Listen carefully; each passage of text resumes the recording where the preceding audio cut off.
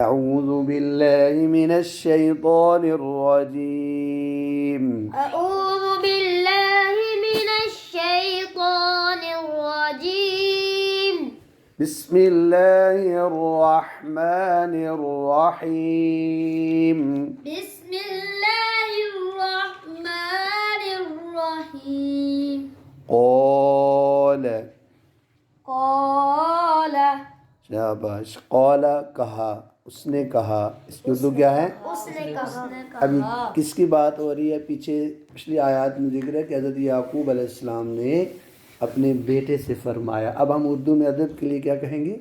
फरमाया। लफ्ज़ का तर्जुमा यही है कि उसने कहा, यानी हज़रत याकूब अलैहिस्सलाम ने अपने बेटे से आगे है या बुनैया। या बुनैया, या का मतलब है ए, और इब्न